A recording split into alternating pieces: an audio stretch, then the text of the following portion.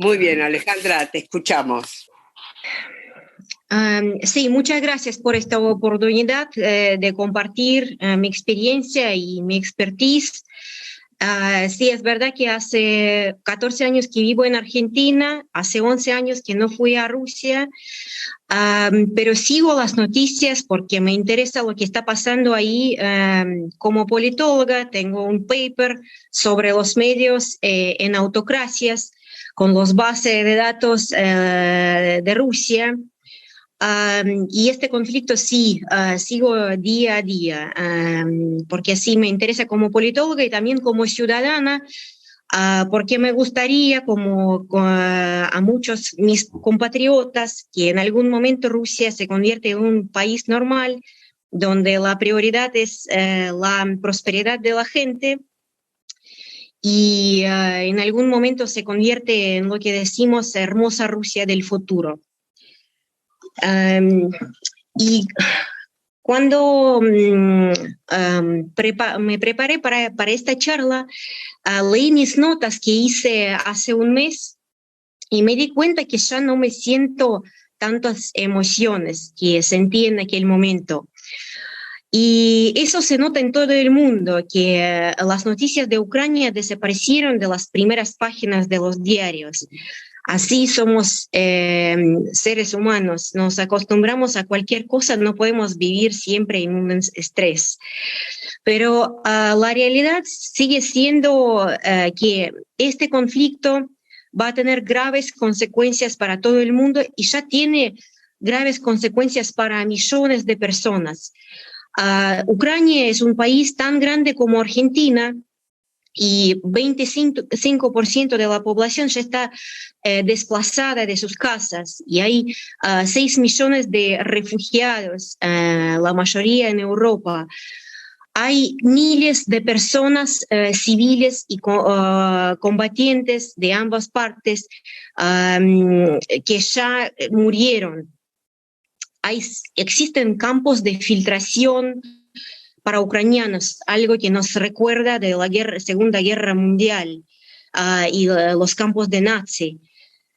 Y en algunas partes de Ucrania el 90% de la infraestructura está destruida, es imposible seguir vivir en estas zonas. Y la gran pregunta es, ¿por qué está pasando todo eso? Y es bastante difícil analizar este conflicto porque nosotros estamos acostumbrados a los conflictos donde hay partes que tienen sus argumentos, sus historias, sus aspiraciones. Y en este caso particular, mucho depende de una persona. La verdad es que las causas objetivas no existen. Por lo menos como puede ser que existen, pero en la cabeza de una sola persona. Así que es importante tratar de entender qué es lo que pasa en la cabeza de Vladimir Putin. Y es difícil, pero para mí la manera más sencilla de tratar de entender eso es tratar de, recordarles un poco la historia de Rusia y Ucrania de las últimas 2 décadas para poner este conflicto en contexto. Seguro que ustedes saben que Rusia y Ucrania eran partes de la Unión Soviética y después de la disolución de la Unión Soviética se independizaron en 1991. Y ambos países tuvieron una década durísima con hiperinflación, mucha pobreza, desigualdad. Y en 1999, después de la crisis financiera, el primer presidente de Rusia, Boris Yeltsin, dijo: estoy cansado, me voy. Y se fue presentando a Vladimir Putin como su candidato a presidente. Y en aquel momento Vladimir Putin era el director del Servicio Federal de Seguridad. Él ganó y tuvo mucha suerte porque con el comienzo de su presidencia empezaron a crecer los precios de petróleo. Así que él pudo acumular mucha plata, muchos recursos. Economía creció en estos años, en los primeros años de 2001, 2005, como 10% al año. Y gracias a esto, Putin pudo crear un sistema político y social que podemos llamar lealtad a cambio de plata. Eso describe no solo sus relaciones con sus amigos, que todos se convirtieron en millonarios, con los partidos políticos opositores, con empresarios importantes, sino con la población en general.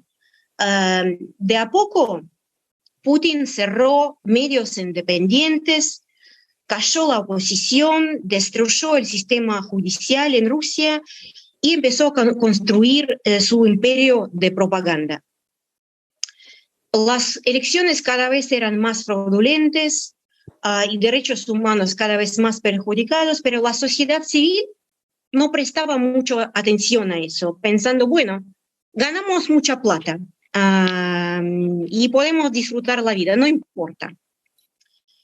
Y mientras tanto, Ucrania era una joven democracia, un poco más joven que la democracia argentina, con muchos problemas. Mientras que Putin está en poder, en Ucrania cambiaron 5 presidentes.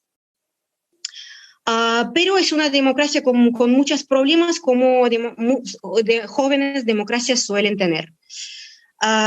Es un país diverso, donde hay partes que históricamente tienen relaciones más estrechas con Rusia y otras partes más nacionalistas y orientadas a la Unión Europea. Pero como es una democracia, todos tienen su voz y su representación en el Parlamento. Y también la verdad es que hubo mucha corrupción en Ucrania y también nunca logró realizar reformas para empezar a construir un país con instituciones democráticas sólidas. Por ejemplo, como hizo Georgia, otro país también parte de la Unión Soviética. Entonces, Ucrania, desde su independencia, siempre era un país en el medio entre Rusia y Europa. Y cada presidente tuvo que tomar la posición. ¿Qué prometo yo? ¿Les prometo más integración a la Unión Europea o les prometo más integración con Rusia? Y es importante también reconocer que Vladimir Putin nunca tuvo interés en tener una Ucrania fuerte y exitosa, porque su cuento más importante para la población, para su audiencia interna, es que no importa qué pasa con los derechos humanos, con la democracia en Rusia, yo les prometo la estabilidad económica. Y tener cerca de su frontera un país que es democrático y también económicamente exitoso, para él sería un desastre. Así que siempre trataba de ayudar a las fuerzas dentro de Ucrania para como desestabilizar la situación. Y así llegamos al año 2014. Ucrania iba a firmar el acuerdo con la Unión Europea sobre la asociación y libre comercio. Y en aquel momento el presidente de Ucrania era Víctor Yanukovych, que es un presidente muy prorruso, el líder del partido prorruso.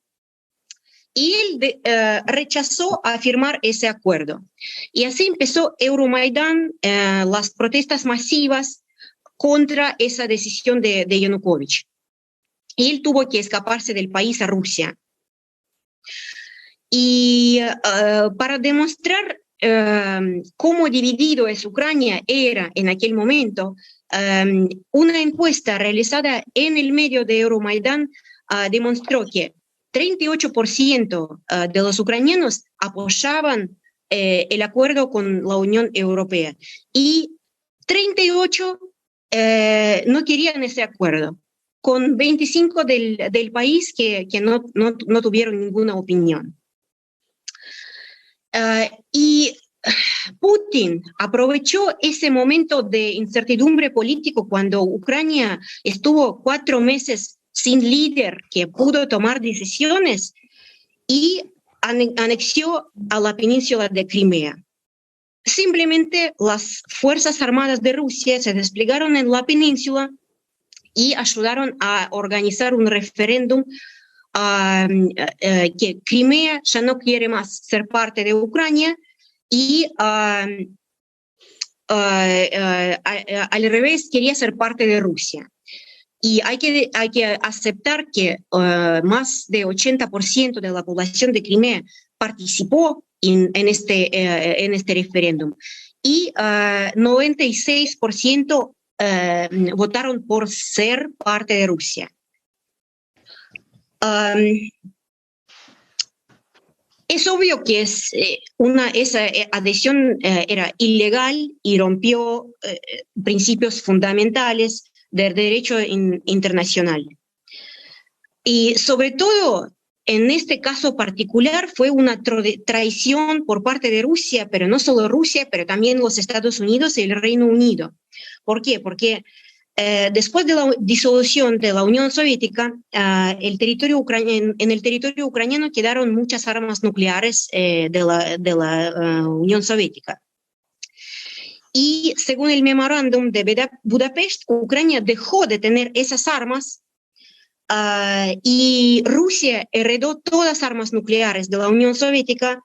En este momento no reclamó ningún territorio ucraniano y Rusia y Estados Unidos y el Reino Unido garantizaron a Ucrania su integridad de su territorio nacional.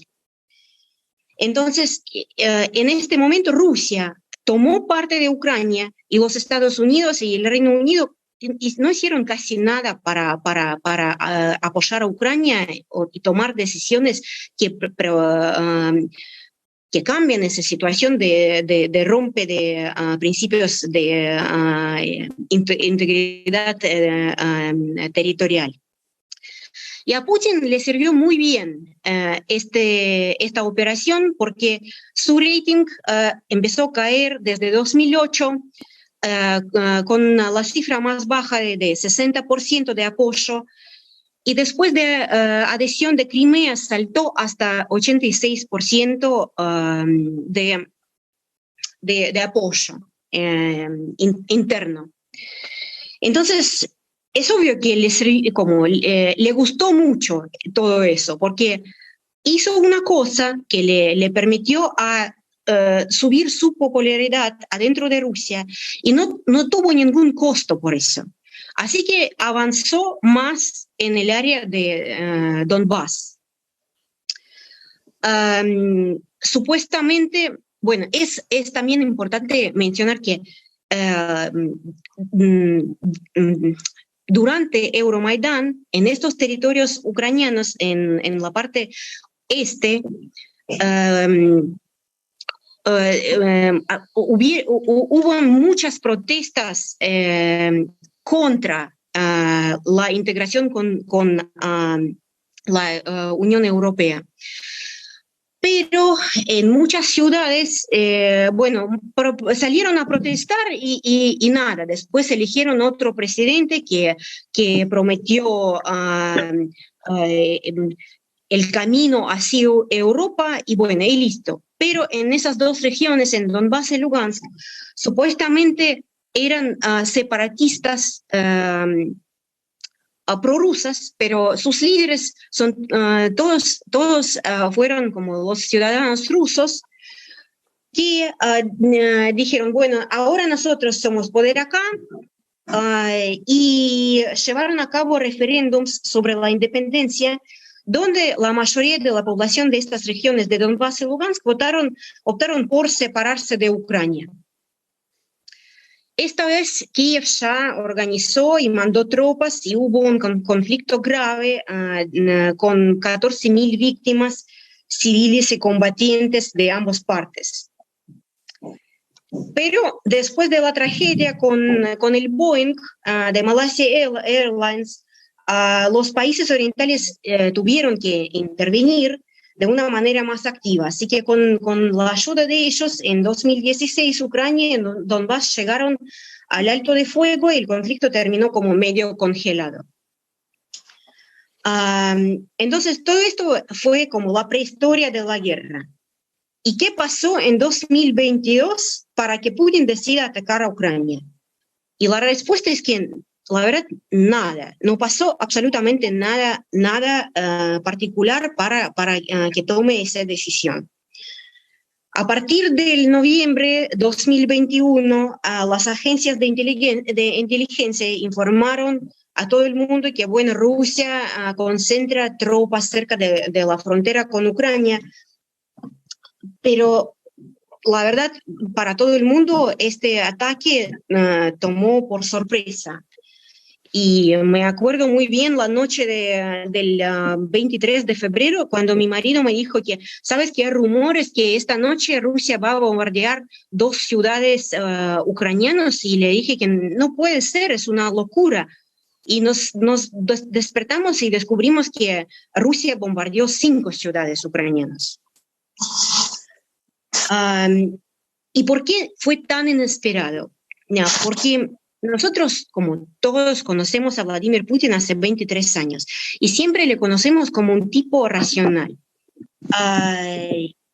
Ganó un montón con la adhesión de Crimea, un poco menos con la guerra en Donbass, y hasta que la decisión a envenenar tu opositor político más importante es racional, pero atacar a Ucrania no es racional, no parece.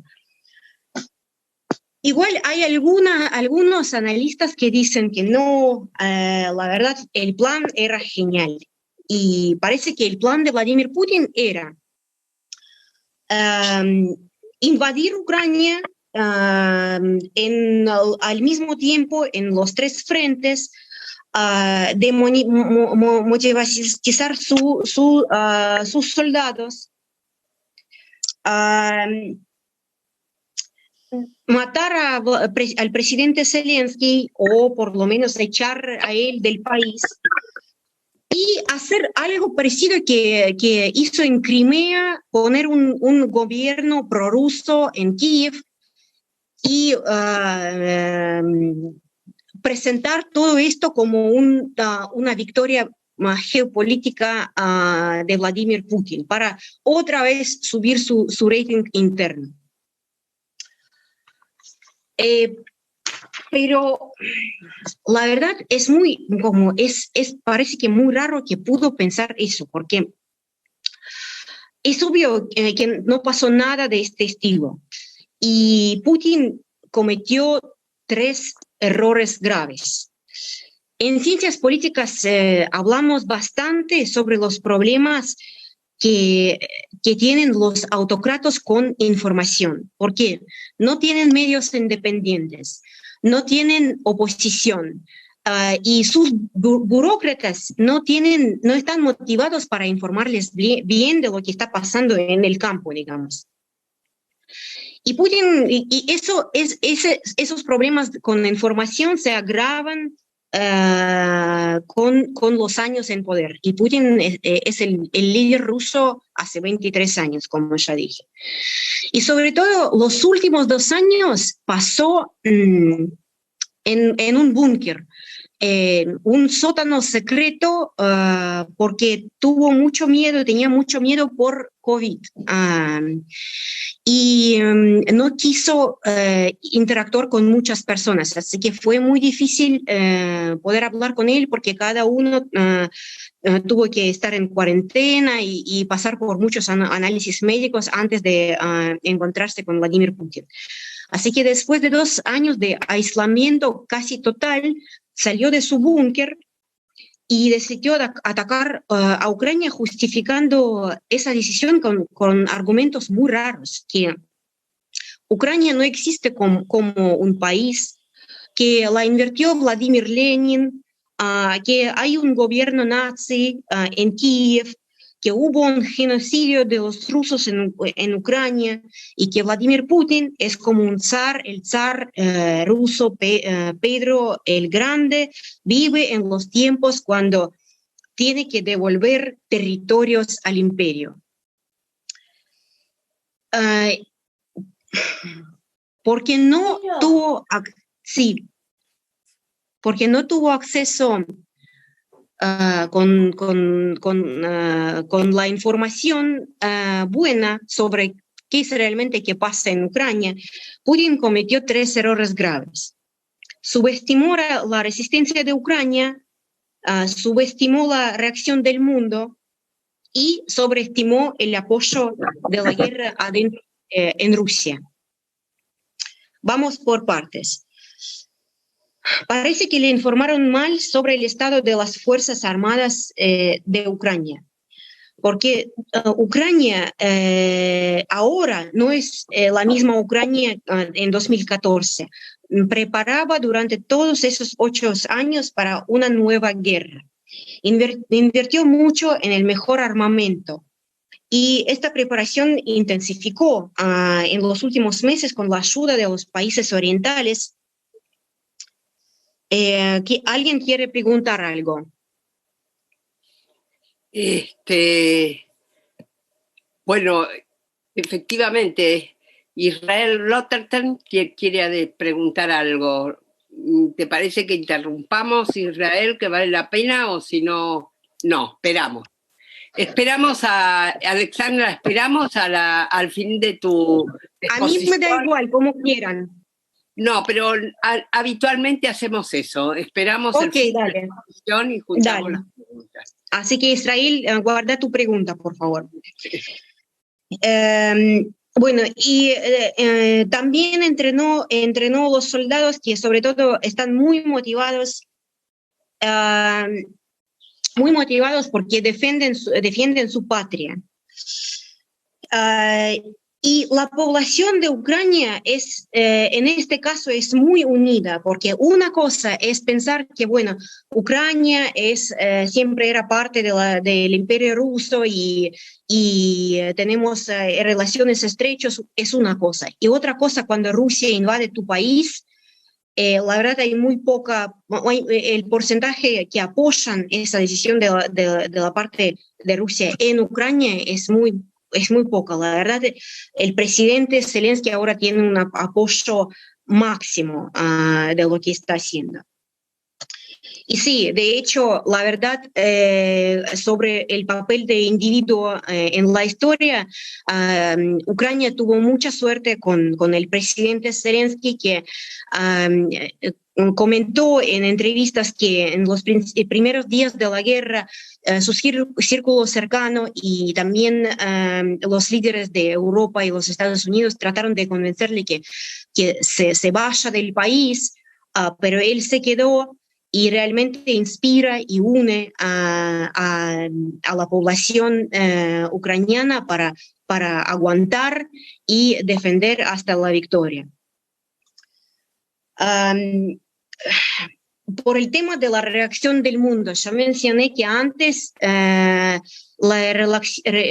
reacción a lo que hizo Vladimir Putin en Crimea y en Donbass era bastante tibia, pero en este caso el mundo es muy unido, diciendo que, bueno, Ucrania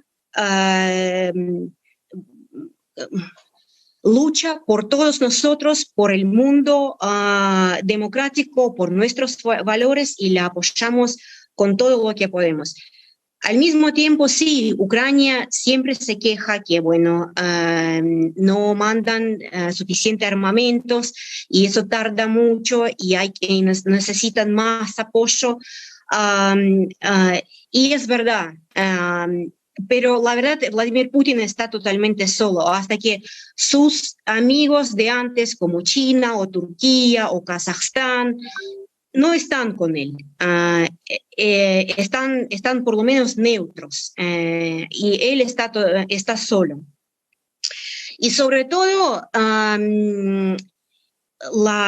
es como la parte de apoyo de Ucrania, pero que el mundo hizo con Rusia, la verdad, no tiene precedentes, porque no sabíamos antes de este conflicto que el mundo puede destruir la economía de un país tan grande como Rusia durante un fin de semana. Y ya están en marcha muchas sanciones contra Rusia. La verdad, eso es el caso récord. Ningún país en historia tuvo que enfrentar tantas sanciones que pusieron contra Rusia, ni Corea del Norte, ni Irán, nada que ver con lo que hicieron con Rusia. Las sanciones más importantes son la congelación de las reservas. Básicamente Rusia no tiene acceso a los 2/3 de sus reservas del Banco Central, porque están nominadas en dólares y euros afuera de Rusia, en los países orientales, y están congelados. También el escape de las empresas europeas y norteamericanas de Rusia. Rusia es un país mucho más integrado a la economía del mundo que Argentina.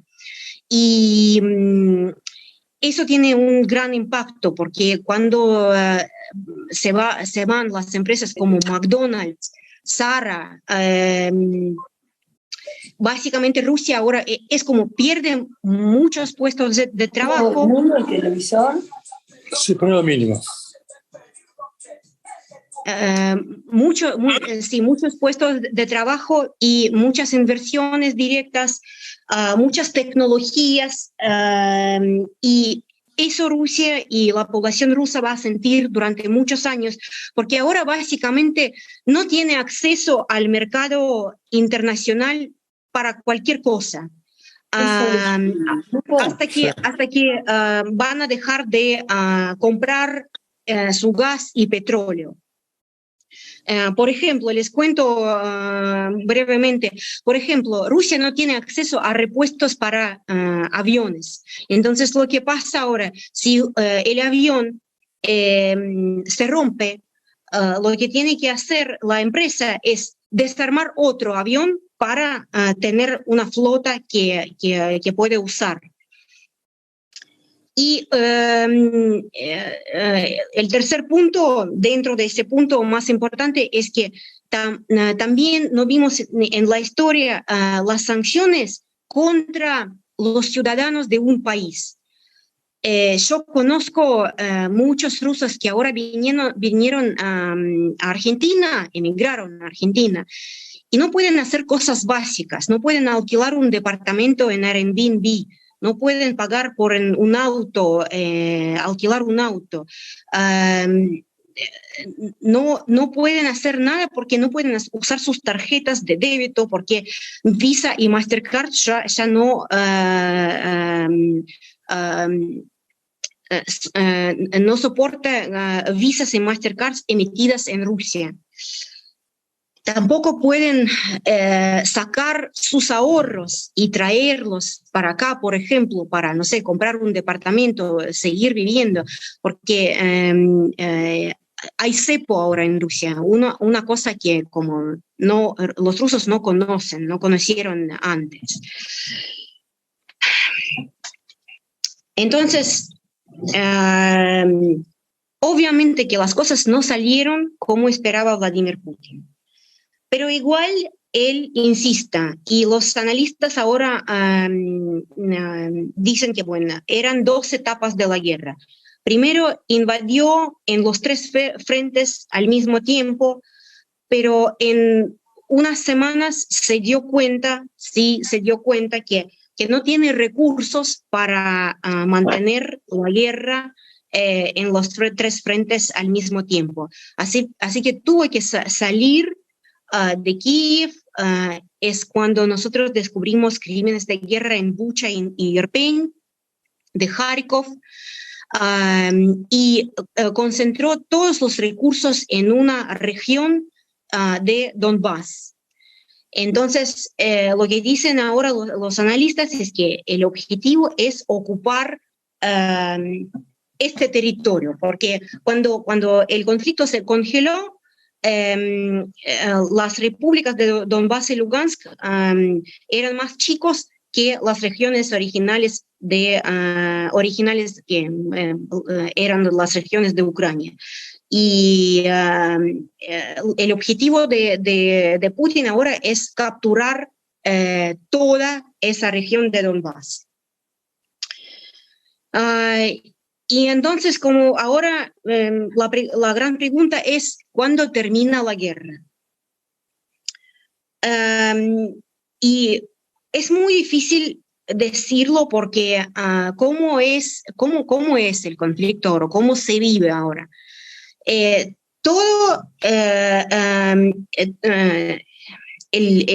conflicto ahora pasa en el territorio de Lugansk y Donbass, esas regiones.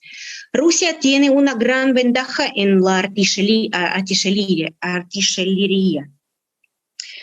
Y lo que hace es que bombardea todo lo que puede hasta que realmente no queda nada, ningún edificio en estas ciudades. Y después trata de avanzar, atacar con la gente.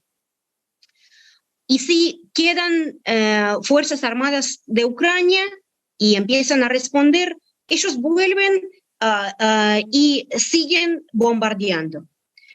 Así avanzan de una manera muy lenta. Y Ucrania en este momento no tiene suficientes armas para contraatacar, para echar a las Fuerzas Armadas de Rusia a Rusia. Y los analistas dicen que este puede cambiar, la guerra así puede durar años. Y los analistas dicen que, bueno, eso puede cambiar si Ucrania recibe más armamentos de ataque, que no tiene sus propios armamentos. Y ahora empezó a recibirlos, pero de una manera muy lenta y no suficiente para avanzar y empezar un contraataque importante. Y entonces, ¿qué consecuencias este conflicto va a tener para el mundo, Rusia y Ucrania? Va a depender mucho de cuándo y cómo termina la guerra. Pero algo podemos decir sí o sí ahora. Empiezo con Ucrania. Ucrania es un país que está viviendo ahora, a pesar de todo esto, catástrofe social y económico y militar, está viviendo lo que llamamos en ciencias políticas nation building, construcción de nación.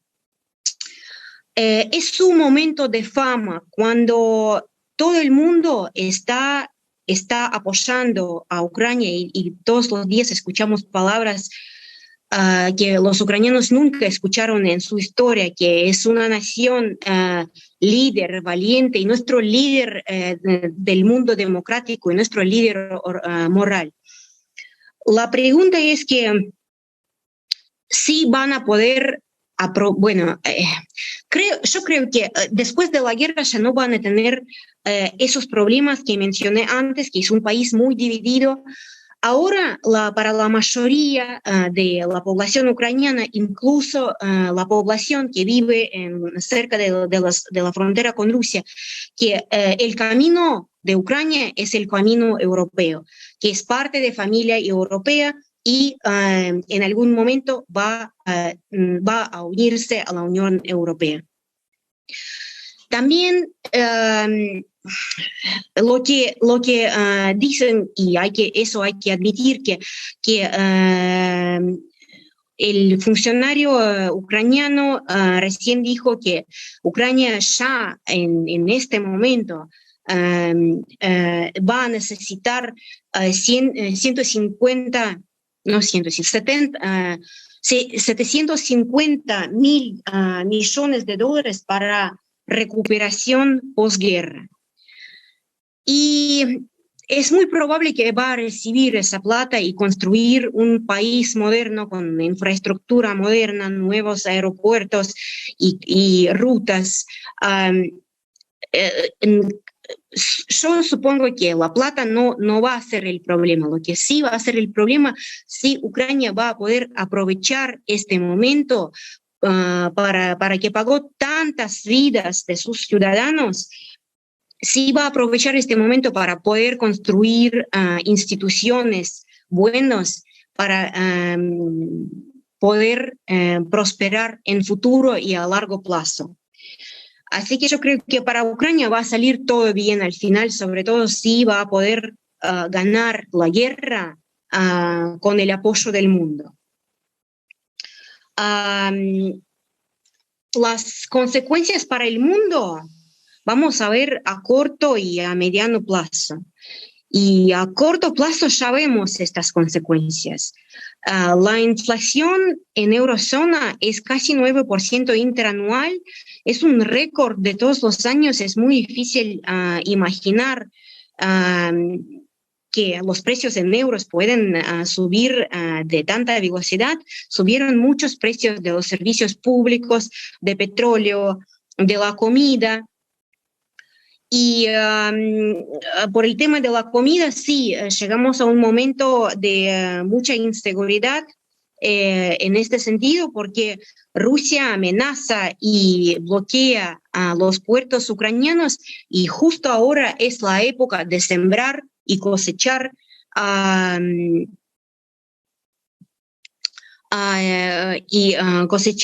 Ucrania y Rusia son dos países que grandes exportadores de granos.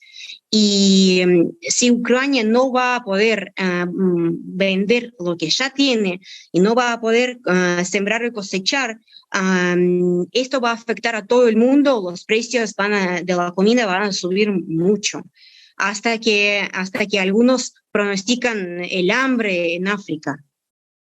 Y también Europa ya está sufriendo mucho por la cantidad de refugiados, porque la mayoría de estos 6 millones de ucranianos que salieron del país están refugiados en Europa. Eso tiene un gran costo social.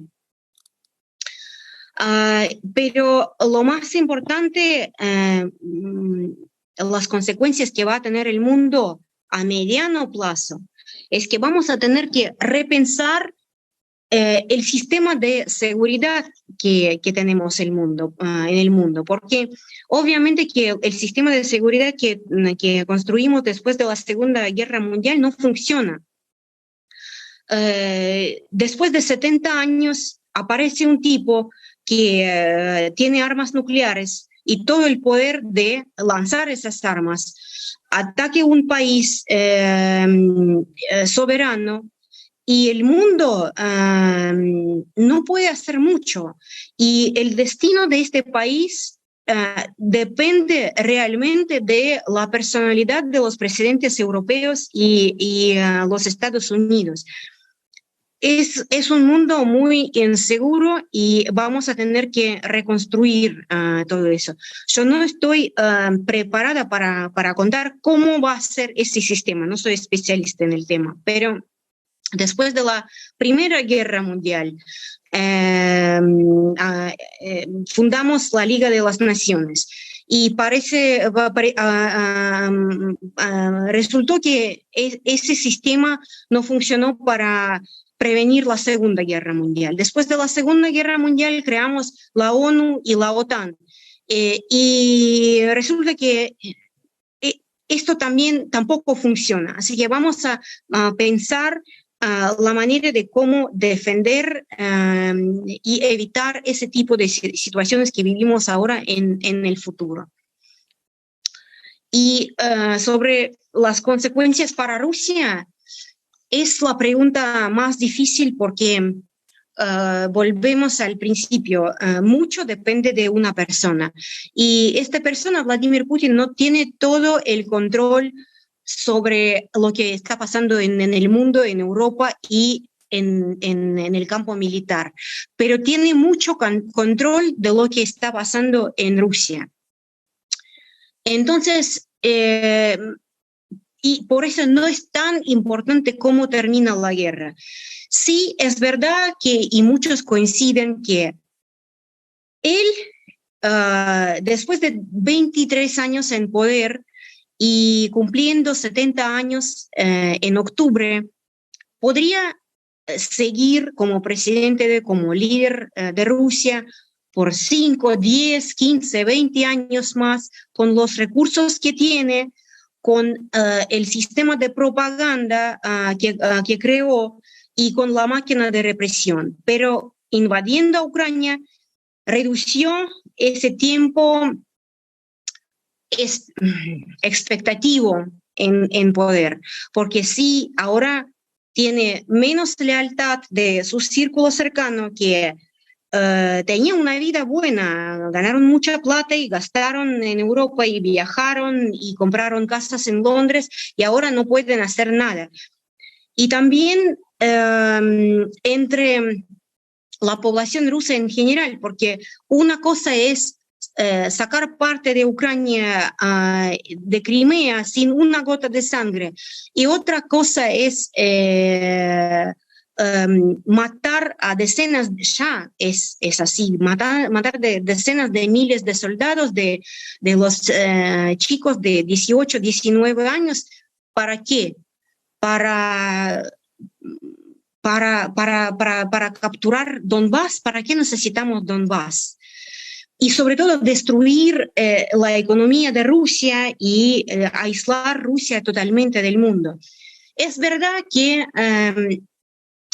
muchas personas tienen más preguntas que tenían hace 5 meses para Vladimir Putin. Pero también, como ya dije, él tiene su propaganda y propaganda puede vender cualquier cosa como victoria, no importa qué pasa. Vladimir Putin siempre gana. Y la máquina de represión que realmente para ser opositor en Rusia uno tiene que ser una persona muy valiente, porque hasta que no se puede llamar guerra la guerra en Rusia, porque terminas preso por 15 años. La semana pasada vimos el primer caso cuando un diputado municipal dijo, en la reunión de diputados, dijo, vamos a posponer fiestas infantiles hasta que termina la guerra, y ahora está preso por 7 años. Y como ya tenemos como 16,000 de personas que no están presas, pero de alguna manera sufrieron por esa nueva ley. Así que como expectation, el tiempo en poder en Rusia está esperado ahora menos que sería sin invasión. Pero igual es muy probable el escenario cuando Rusia termina la guerra, de alguna manera Putin vuelve a ser el presidente ruso en ya un país muy aislado, y Rusia se convierte en una Corea del Norte con armas nucleares. Y eso es un escenario muy triste, pero bastante probable. Bueno, muy bien, Alejandra, te agradecemos mucho la exposición y ahora vamos a darle lugar a las preguntas. Tengo como primer interesado en preguntar a Israel Lotterstein. Sí, muchas gracias por la exposición. Realmente, yo tengo la posibilidad de hablar con militares israelíes jubilados de mi edad que de guerra entienden. Y al principio miraban atónitos la marcha de la guerra, diciendo que era una locura lo que estaban haciendo, y efectivamente esa marcha sobre Kiev se vio que era una locura total. Hablé el domingo con ellos y me hicieron el siguiente resumen, que el primer mes de la guerra los rusos habían avanzado 800 kilómetros en los distintos frentes, sumando los distintos lugares, pero en los últimos 100 días de guerra avanzaron un total de 30 kilómetros. O sea, están avanzando a 300 metros por día, lo cual no es nada, ¿no? Es decir, obviamente la guerra está, ellos dicen, totalmente estancada, y tampoco ven grandes posibilidades en el ejército ucraniano para prepararse para una ofensiva, ni por la cantidad de armas, ni por la por el adiestramiento que eso implica, etc. Las preguntas entonces que tengo a raíz de esa conversación son dos. Primero, dice, Rusia en este momento está limitado por la cantidad de tropas que tiene. Es decir, el ejército ruso es un ejército por ahora totalmente profesional, los que se enganchan para el ejército. Y hasta ahora, como vos decís, está prohibido hasta nombrar la palabra guerra. La solución, la primera solución que habría que hacer, sostienen ellos, es dictar la movilización total. Es decir, sí, estamos en una guerra y movilizamos a todo el mundo. Somos un país de 150 millones de habitantes y entramos a meter conscriptos como se hace en todas partes.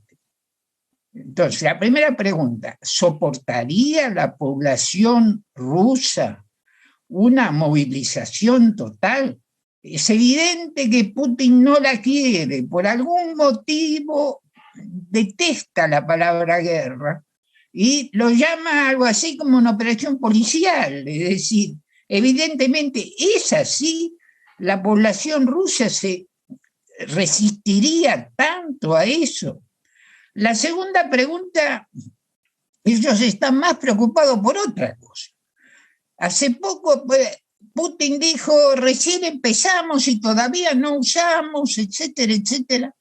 Rusia tiene el conjunto más grande de bombas atómicas tácticas.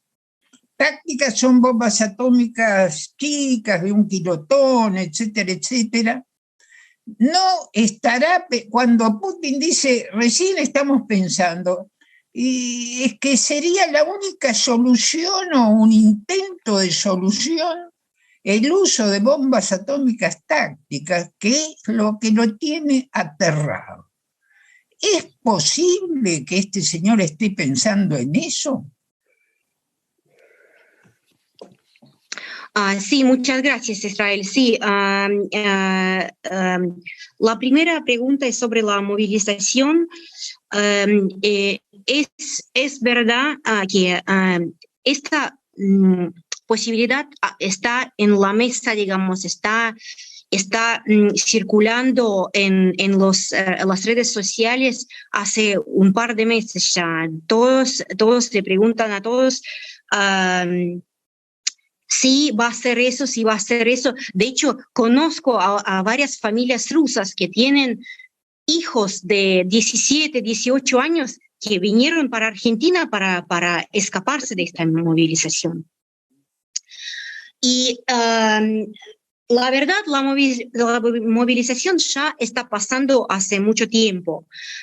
Cuando terminaron esa parte primera, cuando atacaron en los 3 frentes al mismo tiempo, perdieron muchos soldados. Y no era suficiente para atacar solamente en una región de Lugansk. Así que tuvieron que empezar la movilización latente, digamos. Lo que están haciendo hace mucho tiempo es en las regiones más pobres de Rusia, las bases militares llaman a las personas que, en Rusia el ejército es obligatorio, no es de contrato. Existe también de contrato, pero es obligatorio. Así que todos los hombres tienen que pasar por el ejército.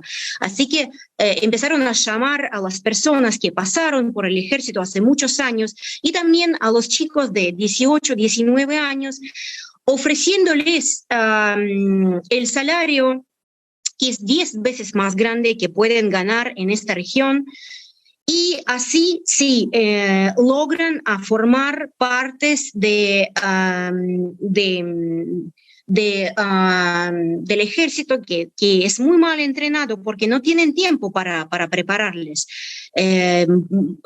Necesitan unos meses por lo menos para todos los días entrenarse y no tienen. Les mandan directamente a las frentes, las mandan directamente a Ucrania y usan a ellos como, yo dije, bombardean y después mandan a estos chicos para chequear si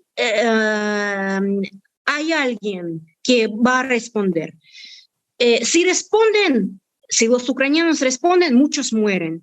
Y bueno, siguen bombardeando. Si no responden, avanzan con las fuerzas mejor entrenadas, de mejor calidad.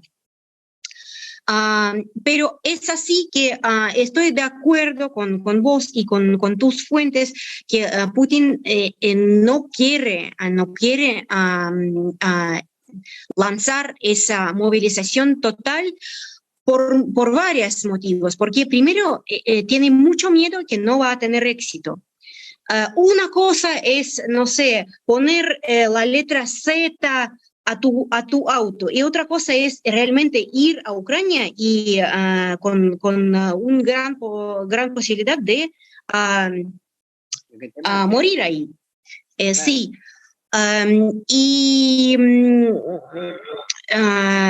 Así que sí, Putin no quiere, sobre todo sí, no quiere porque tiene miedo de fracasarse en eso.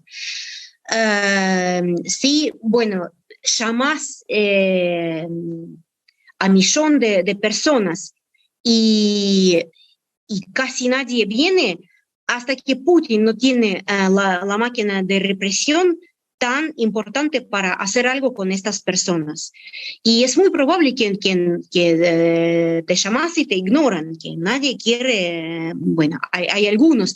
Si alguien en Rusia realmente quiere y le parece bien ir a Ucrania para ganar mucha plata y pagar, no sé, sus créditos, ya pueden hacer eso. Ya tienen esa posibilidad, no hay ningún problema. Y entonces es muy probable que los que no vienen porque no quieren. Y otra cosa sobre las armas nucleares tácticos. La verdad sí, era parte de mi conversación en la parte de las consecuencias del mundo. Y me olvidé porque siempre como tengo miedo de pensar sobre estas cosas. Porque realmente la posibilidad no está cero, que no van a usar esas armas. En la televisión rusa, que es puro propaganda, todo estatal, hablan todos los días amenazan al mundo y recuerdan al mundo que sí, nosotros tenemos esas armas nucleares y podemos usarlos en cualquier momento. Y en este sentido, los presidentes europeos coinciden con vos y conmigo que como sí, pueden usar. Eso es lo que decían a Zelensky, Macron y Scholz cuando le decían, bueno, por ahí Ucrania deja parte de su territorio para que ayudemos a Vladimir Putin a salvar la cara y que no use armas nucleares. Pero la verdad es que hasta que sí Ucrania hace esto, eso como no garantiza nada. Porque este argumento siempre va a tener. Y sí, los líderes del mundo que conocen a Vladimir Putin, que hablaron con él muchas veces, saben que para él es una situación en una situación cuando se siente muy mal, se siente como que perdió en todos lados y parece que el último argumento que tiene es armas nucleares. Lamentablemente sí, eso siempre va a estar en la mesa hasta que salga Putin, hasta que se vaya Putin para siempre. Bueno, gracias, Alexandra. Ahora lo tenemos a Ricardo Cerardi. Claro. Bueno, muchas gracias. Sí, estoy con un Zoom, pero no importa, no hay ningún problema. Espera, le voy a ver, bueno, muchas gracias por la exposición, muy interesante. Lo que yo quería preguntar estaba en relación con lo que preguntó recién Israel Lotterstein. A mí me impresionó mucho el dato que usted dio de que cuando Rusia invadió Crimea, el 86% de la población rusa se mostró entusiasta, se mostró contenta con ese hecho. Es decir, que el tema de recuperar, entre comillas, las regiones prorrusas de Ucrania, digamos, si uno hace una inferencia sobre ese dato original, sería muy alta, porque, digamos, serían como rusos que están en otro lugar equivocado, ¿no es cierto?, por decirlo de alguna manera, o que eso debería formar parte de Rusia, y por lo tanto uno podría inferir que tiene amplio consenso en la población. Ahora bien, como usted bien dice, eso, lo de Crimea fue sin grandes pérdidas humanas y materiales. Esto es diferente. Y ahí voy a la última parte de su exposición sobre las bombas nucleares tácticas. Rusia no está usando bombas nucleares tácticas, pero no sé cómo lo ve usted, pero a mí, por lo que yo estoy leyendo, no solo ataca las zonas de Donbass o las zonas prorrusas, sino que ataca campos sembrados, ataca edificios, ataca shoppings, ataca manda misiles a distintas partes, o sea que está tratando de quebrar, digamos, la voluntad de los ucranianos con armas convencionales, podríamos decir. No ha usado armas nucleares tácticas, pero está atacando población civil. Entonces, sería, digamos, en un acto de desesperación, si ve como dice recién el amigo Lotterstein, que están avanzando muy pocos metros por día.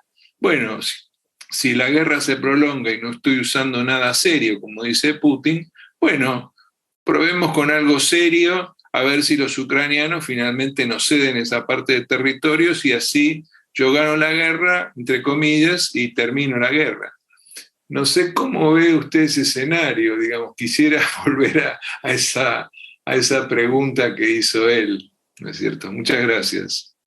Perdón, ¿este escenario, qué escenario? ¿Que siguen bombardeando? Que siguen bombardeando y cuando vean que no da resultados de quebrar la voluntad ucraniana, entonces sí usen las armas nucleares tácticas para finalmente terminar con la guerra pronto, digamos, no que dure años, sino que pronto termine la guerra. Sí, la verdad, lamentablemente tengo que decir que estoy de acuerdo, eso puede ser porque como bombardean shoppings y objetivos civiles hace 4 meses y medio y Ucrania no está quebrando. No, es al revés, están muy cansados, pero están... como el consenso dentro de Ucrania que, bueno, hay que aguantar, van a fallecer muchos, pero tenemos que llegar hasta victoria, porque si no, va a un conflicto congelado y siempre vamos a vivir bajo una amenaza, porque si terminamos ahora, bueno, por ejemplo, no sé, empezamos negociaciones y dejamos Donbass, digamos, que sea el territorio de Rusia, siempre vamos a vivir con la posibilidad que Putin concentra más recursos, ahorra un poco más de plata, produce más bombas y ataca de nuevo para capturar otra parte de Ucrania. Así que ellos no están quebrados, están enfocados en ese objetivo que tenemos que echar hasta las fronteras originales de Ucrania, hasta que Zelensky ahora dice que vamos a recuperar Crimea y todo el territorio de Donbass. No sé si van a lograr hacer eso, pero por lo menos eso es lo que dicen. Y un comentario sobre lo que dijiste antes, sobre el entusiasmo de la población rusa. Sí, es un fenómeno que pasó esto porque en 2014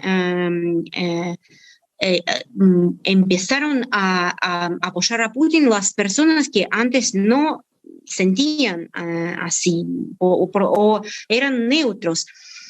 Y es porque Rusia es como también un tema en ciencias políticas que históricamente era un imperio.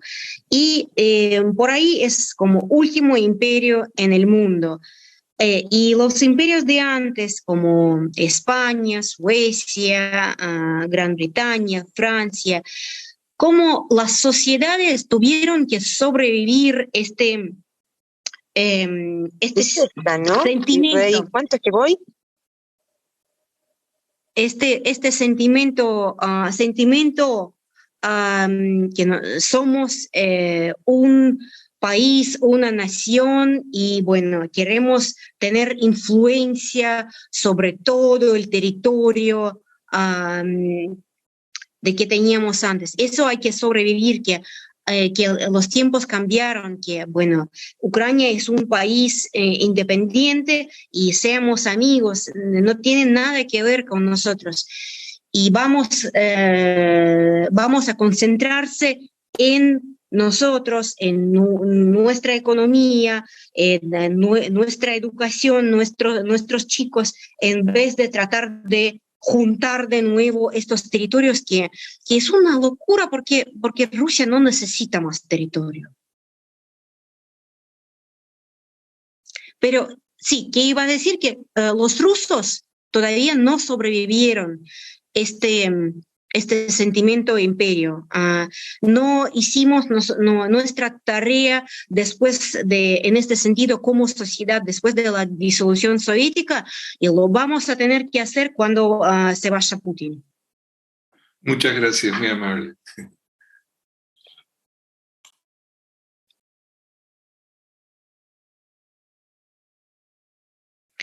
¿Alguien más iba a preguntar algo? Me parece que sí. Perdón, yo estoy anotado para preguntar. Sí. Uh-huh. Pero me tiene que autorizar Guillermina, no sé cómo está Guillermina está muteada. Sí, Vicente, perdón, estaba muteada. Sí, claro, bueno, tenés la palabra. Bueno, ¿se me escucha? Sí. Voy a tratar de ser muy rápido. Un poco montado en la No escuchamos. Tito, no escuchamos. De Cacho. Se corta, no el se tema oye. No se escucha. Tito, no escuchamos. Se te entrecorta. Sí. Bueno, otro que había pedido la palabra era Enrique Bianchi. Por ahí le podemos dar la palabra a él y esperar a ver si Tito recupera su conexión. Enrique.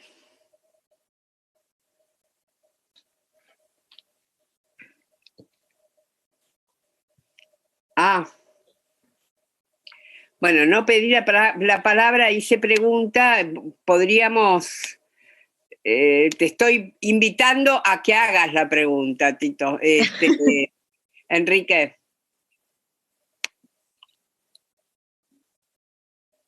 Enrique, abrió el micrófono.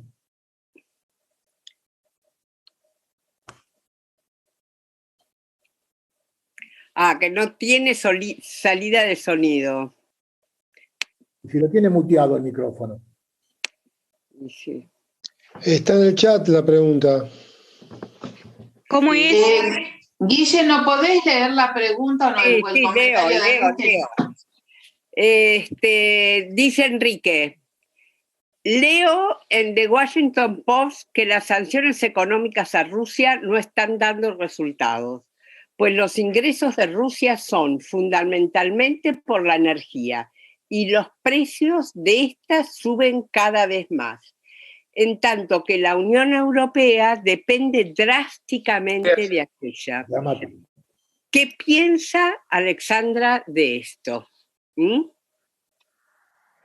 Sí, todavía no, la verdad es que en la Unión Europea hay 27 países y no todos son iguales y hay países que dependen más que otros, pero la verdad es que ya casi llegaron al acuerdo de que no van a comprar petróleo ruso. Y algunos países como Hungría o Eslovaquia que que dependen más tienen un periodo de adaptación por unos años para poder encontrar otros mercados donde pueden comprar petróleo que necesitan, pero la verdad ya llegaron a un acuerdo y es increíble porque la verdad sí, es verdad, Europa depende mucho de petróleo y más de gas de Rusia. Y hay muy pocas personas se imaginarían que eso puede pasar, pero la verdad sí que sí llegaron a este acuerdo y la opinión pública es muy unida en este tema, que ya pagan más por servicios públicos, por petróleo en estaciones de servicios. La inflación es récord en Europa, pero los europeos están dispuestos de pagar más, están más radicales que sus gobiernos y sus presidentes en este sentido, y están listos para pagar más, pero no apoyar a Rusia con esa plata, porque es verdad que todavía Rusia, hasta que terminan esas exportaciones, Rusia recibe casi un millón de euros todos los días. Y con ese puede producir cualquier cantidad de bombas para seguir esta guerra sucia que están haciendo cuando bombardean shoppings y objetivos civiles en Ucrania. Es verdad, pero también entonces, eso sí, puede ser que Washington Post dice que todavía no vemos los resultados, pero los vamos a ver, porque también eso tiene tiempo. Por ejemplo, bueno, Rusia no va a recibir más chips de Taiwán. Y hasta ahora, por unos meses, tenían algo en su inventory las empresas, pero no van a poder comprar más. Y estos chips están en todos lados, en heladeras, en autos, en raquetas, y no van a tener acceso a esa tecnología. Así que sí, eso lleva tiempo para empezar a sentir, pero los economistas que siguen el tema dicen que, bueno, a fines de este verano, que es ahora es verano en Europa, en Rusia, van a empezar a sentir falta de insumos básicos. Bueno, gracias, Alexandra. No sé si Vicentito Palermo puede ahora conectarse. No lo veo.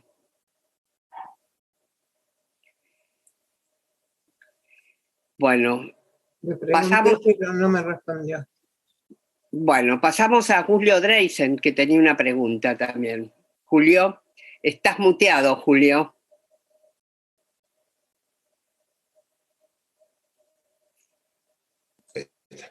Listo. Hasta. ¿Qué tal? Bueno, gracias por la presentación, me encantó.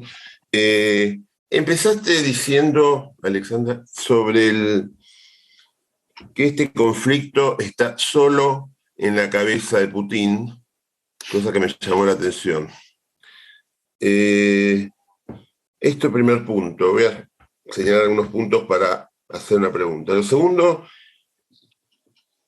todo el mundo está hablando, vos hablaste también del costo económico, del costo del día a día para la población rusa, las reservas congeladas, el tema de los insumos básicos que no pueden acceder, los grandes millonarios rusos que tienen también todos los fondos congelados, no es un tema menor eso desde el punto de vista político, gente que está dispuesta a actuar para compensar esa situación.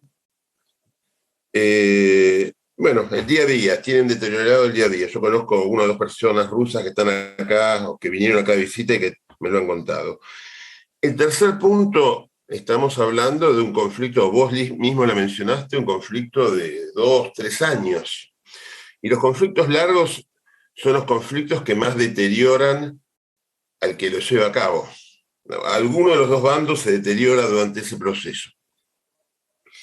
Entonces mi pregunta es, ¿qué chance hay que se genere una reacción que desestabilice a Putin, ya sea de origen local o de origen internacional?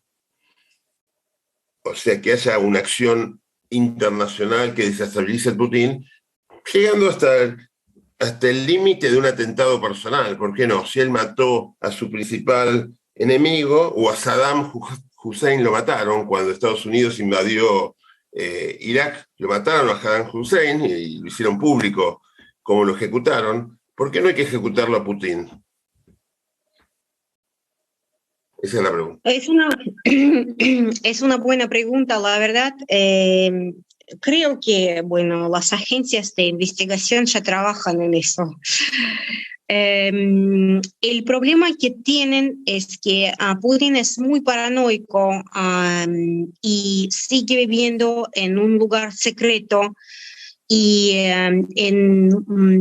ahora casi no aparece en público, y cuando aparece use su termo, su comida, y hasta que cuando va a un, no sé, summit, a un encuentro internacional, siempre viene con su chef, con sus vajillas, porque tiene mucho miedo que le van a envenenar, hasta que hace unas semanas todo el mundo rió porque una revista francesa descubrió que cuando Putin va al baño, hay 6 personas que después entran a ese baño y juntan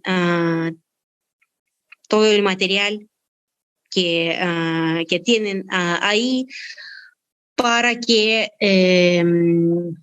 digamos, agencias internacionales no toman esas muestras de caca y descubren qué problemas con salud tiene Putin. Así que yo creo que ya trabajan en esto. Para mí no hay ningún ningún problema ético o moral en este sentido, porque realmente es una persona que cometió muchos crímenes de guerra y merece el destino y la muerte de Saddam Hussein. El problema es que él también se da cuenta que existe esa posibilidad y trata de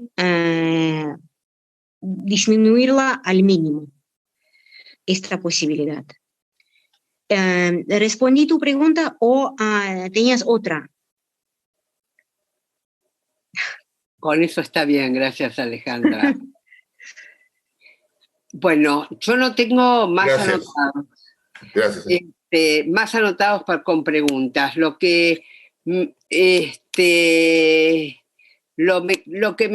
me gustaría preguntar a mí o plantear es que algo que con lo que comenzó Alexandra, que dijo que la red institucional que se armó después de la Segunda Guerra Mundial para evitar las guerras parece que no funcionó.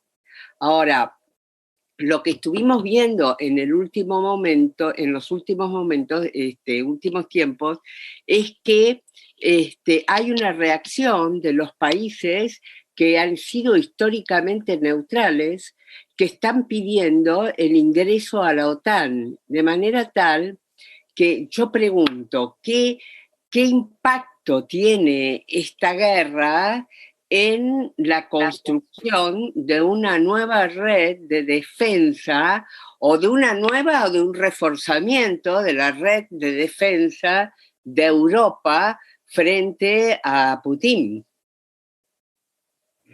Sí, es una pregunta muy difícil porque sí, la verdad es interesante y un poco gracioso porque la retórica y como la narración de Putin en los primeros días de guerra era: no queremos la ampliación de la OTAN. Y ahora tiene 2 países más cerca de sus fronteras que quieren ser miembros de la OTAN. No hablamos de Ucrania, son Suecia y Finlandia que por siglos eran neutros. Y es muy entendible eso porque Finlandia también era parte del Imperio Ruso. Tenemos frontera y partes de Finlandia, como Rusia tomó partes de Finlandia hace 70 años, 80 años. Es una historia muy reciente, así que Finlandia quiere sentirse más protegida es totalmente entendible. Y por ahí, después de que termina todo esto, la OTAN sigue existir. El problema es que con la seguridad en Europa que tenemos es que antes armas nucleares servían como la garantía de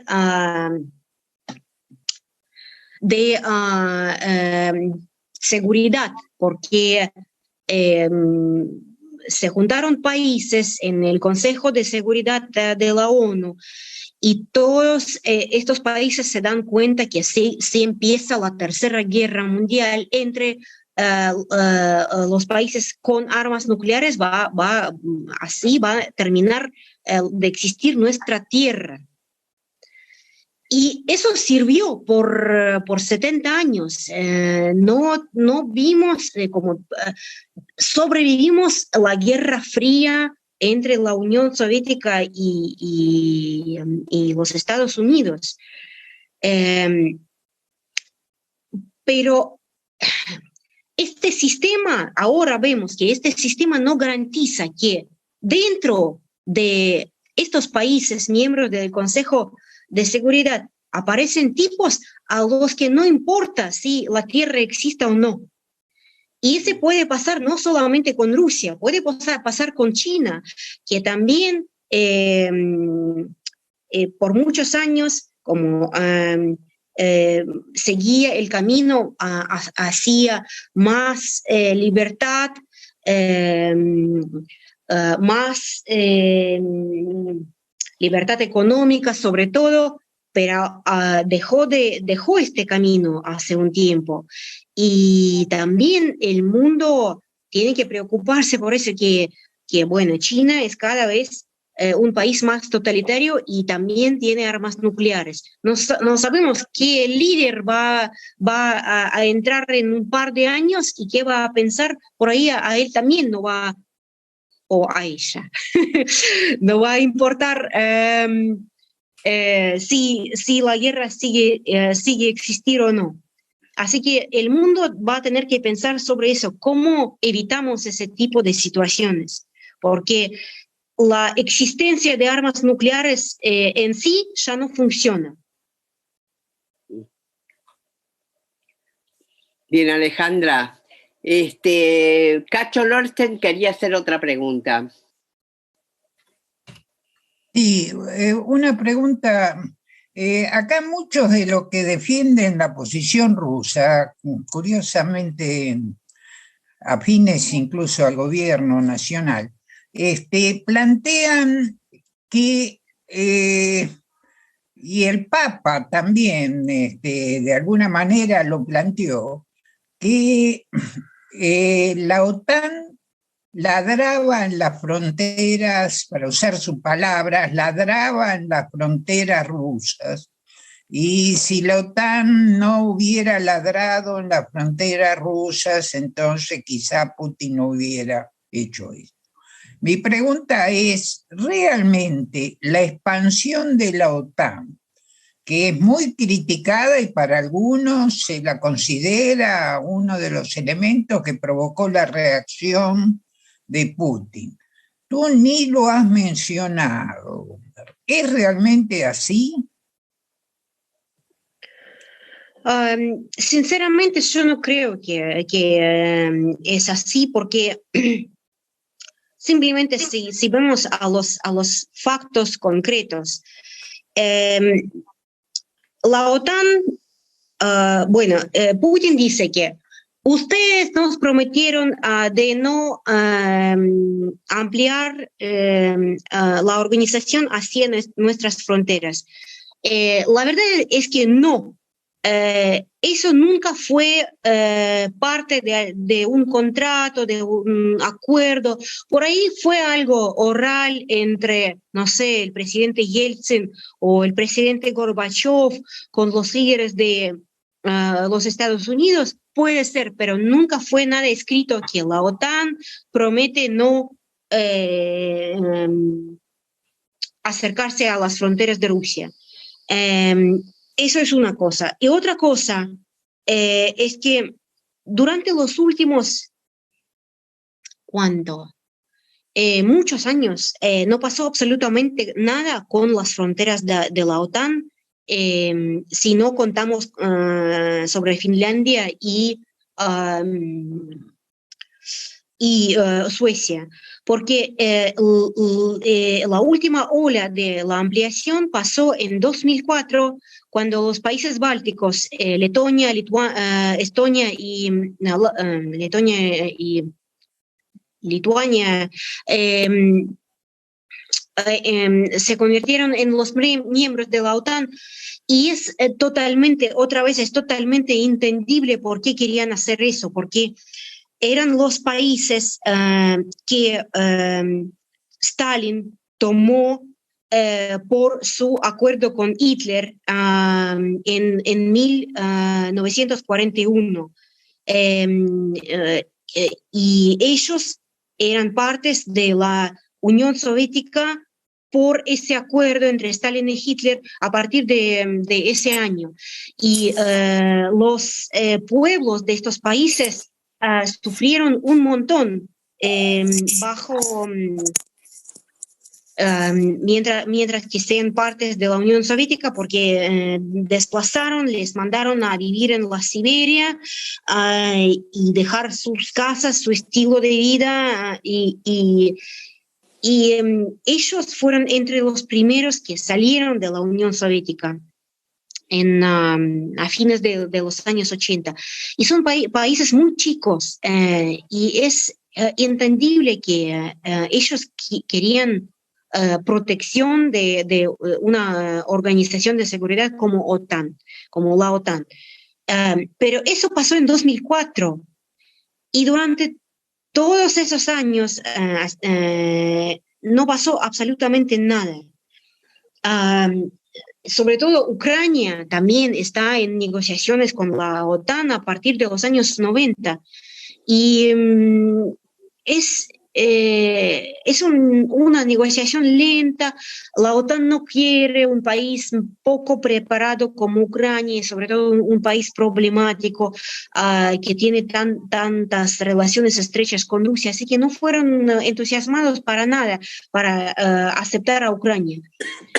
Y de nuevo, esas negociaciones intensificaron después de 2014, cuando Rusia tomó parte de Ucrania, creó conflictos en el territorio ucraniano, y es obvio que Ucrania quería sentirse más protegida por una organización como la OTAN. Así que no, es como la relación causa-efecto es al revés. Si Rusia hace algo agresivo, más países quieren juntarse a la OTAN. Si los tiempos están más tranquilos, todos viven tranquilos y nadie quiere hacer nada en particular por el tema de las relaciones con la OTAN. Bueno, muy bien. No tengo más preguntas anotadas, de modo que de ser así, si no hay más preguntas, podemos cerrar aquí. A ver acá, Ricardo, sí, decime. Una pregunta, Alexandra. Sí. En la reunión del G7, la última reunión, la que se llevó a cabo en Alemania, ¿no?, quedó claro la posición de Europa de rechazo, también de Estados Unidos, al bloque, si podemos llamarlo bloque, no sé, China-Rusia. Pero Estados Unidos dejó también claro algo que me sorprendió. Dice, la idea de que están con Europa en este conflicto, pero que su prioridad sigue siendo China, que implica un riesgo sistémico para los norteamericanos. ¿Cómo ves esta relación? Porque en realidad acá hay un doble juego. Digo, Estados Unidos tiene una disputa hegemónica del terreno económico con China, ¿correcto? Y hay una disputa con Rusia, que es una disputa europea. Digo, desde el punto de vista de Estados Unidos, que es la potencia hegemónica en Occidente, ¿cuál es el apoyo que presta a Ucrania en este conflicto con Rusia? ¿Cuál es la visión que tiene de este conflicto con Rusia? La verdad,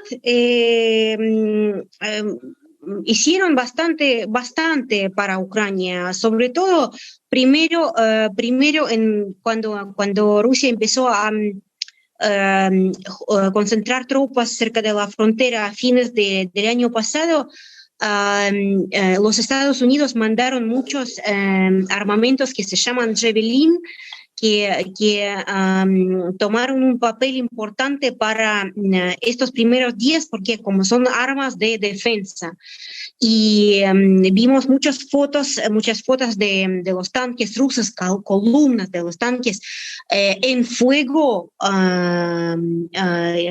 que ucranianos lograron destruir gracias a este armamento. Y ahora todos los días leemos las noticias sobre el nuevo tipo de armamento.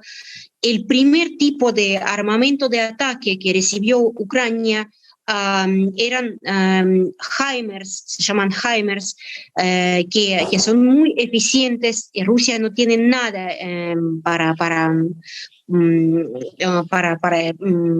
como no tienen nada, porque es armas muy modernas y sirven para contraataques. Ahora ucranianos todos los días mandan bombas de una manera muy eficiente a los hangares de artillería de Rusia, a los objetivos militares muy concretos, gracias a estos HIMARS. Y muchos analistas dicen que, bueno, si los Estados Unidos mandan más HIMARS para Ucrania, eso va a cambiar mucho el campo militar, digamos, cómo se desarrolla el conflicto. Obvio que los Estados Unidos quieren seguir tener en cuenta cómo se porta China en este conflicto, y por muchos motivos, porque no quieren que China ayude a Rusia de alguna manera, porque no quieren que China toma lo que hace Rusia como un ejemplo. Quieren estar pendientes de lo que está pasando ahí para estar preparados para qué va a hacer China, qué va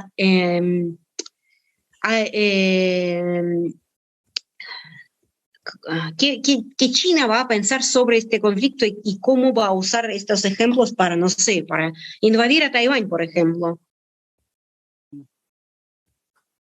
Claro. Bueno. Bueno, si no hay más preguntas, le agradecemos a Alexandra por la excelente exposición y las respuestas a todas las inquietudes de los participantes, y la despedimos. Nosotros nos encontraremos en la próxima reunión. Muchas gracias, Alexandra.